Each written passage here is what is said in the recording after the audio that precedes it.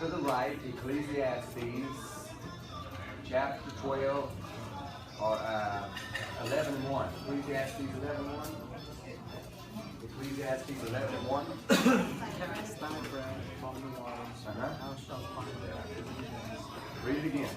Cast thy bread upon the waters, and thou shalt find it 3 days. Revelation 17 and 15 refers to waters as people. Bread is money. You put your money into people, you put your time into people, and it's going to come back on you. And only what you do for Christ is going to last. I want everybody to see that. You see that, Angie? Cast thy bread on the waters and you find it after many days. It comes back. When you sow good into other people's lives, these are the principles of living from darkness to light. In the world, we hoard and we grab and everything's about us. But when you live for God, everything is about others. You put others before self. Whenever Jesus died on the cross,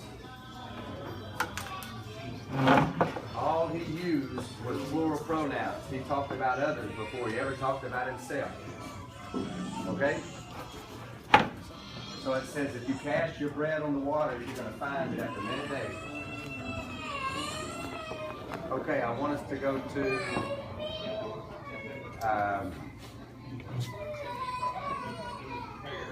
read 11 and 1 again. Daniel?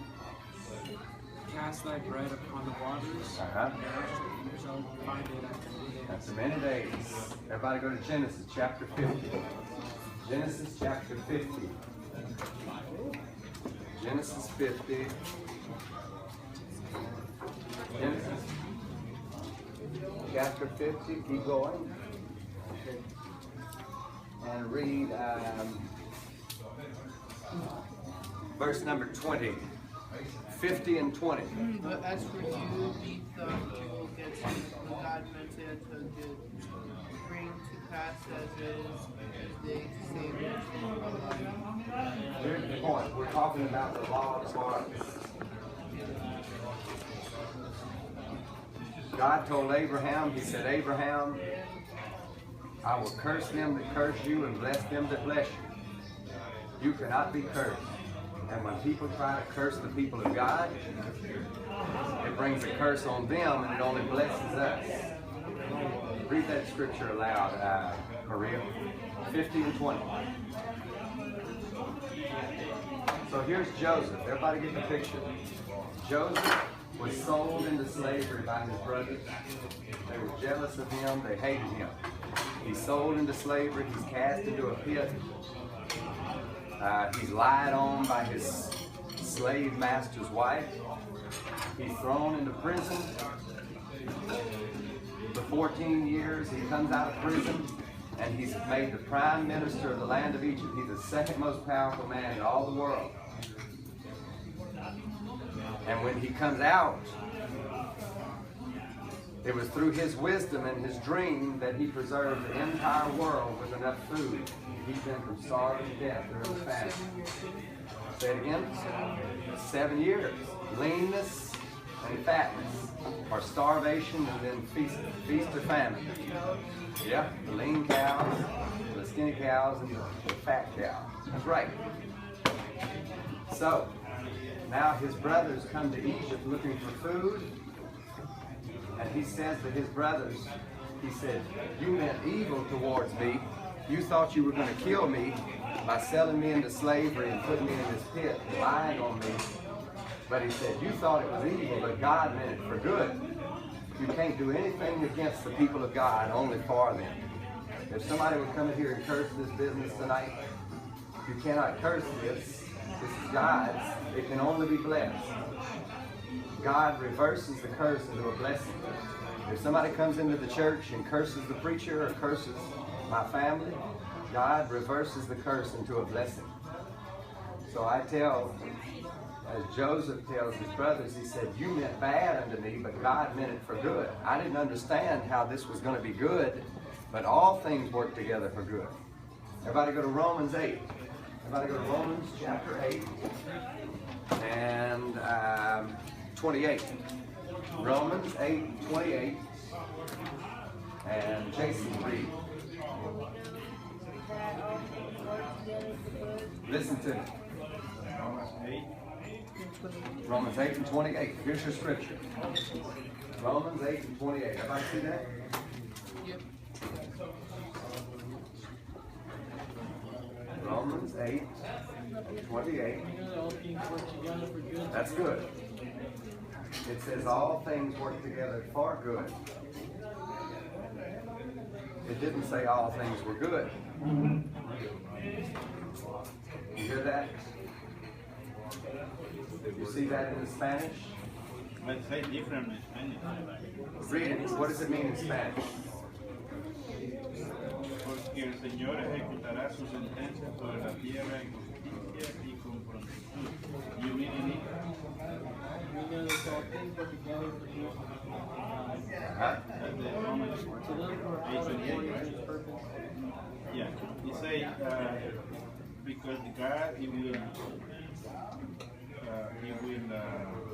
execute the sentence on the earth and justice and justice. He will do it, like, I don't know if that's something. Here's what it means. I think the crux of that matter is this. All things are not good that happen to us. Death is not good. Pain is not good. Nobody wants that. Sickness is not good. But it said all things work together for good to them who love the Lord. So if you love God, He will execute the sentence on the earth on justice. That's what it means. that's what it means in Spanish. It says all things work together for good to them who love the Lord, who are the called according to His purpose. If you're called according to God's purpose, here's what that means. All things that happen to you are not good. We don't want a lot of things to happen to us. But God takes them and uses them for our good. Do you understand that? God can take any negative situation in your life and turn it around for the good. Somebody curses you. Yes, Romans 8:28. Different versions. Yeah, it's way different. This is the King James. This is way out there. That's right. It's not a very good translation. It's But it's the best you got. The point is this. Whatever happens to you doesn't have to be good, but here's the message. It works together for good if you love God. God can turn the bad into a good situation. God can turn the bad into a good situation. Okay? Let's keep going with Matthew 5. Let's go to Matthew 5. Leo is going to read right after, blessed are they which do hunger and thirst after righteousness, for they should be filled. What scripture is that?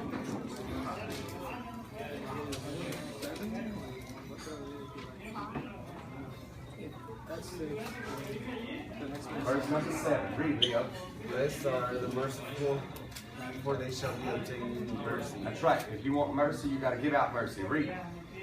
Blessed are the pure in heart, for they see God. You're going to have a pure heart. You can't have a black heart. You can't have an evil heart. Read. Blessed are the peacemakers, for they shall be called children of God. We need to be peacemakers, not warmongers, not trouble stirrers, not. You ever know anybody that all they do is cause trouble? All they do is bring confusion everywhere they go. They're not peacemakers. Peacemakers. Keep reading. Blessed are they which are persecuted for righteousness' sake, for their kingdom of heaven. Okay, if you're persecuted for doing good, yours is the kingdom of heaven. Keep reading. Blessed are ye when men shall revile you, and persecute you, and shall say all manner of evil against you falsely for my sake. Rejoice and be exceeding. Okay, here's the answer. The old way is when men revile you and speak evil against you, and people condemn you, or people are critical of you. Here's the old way. You want to be angry, and you want revenge. But the new way is when men revile you, you do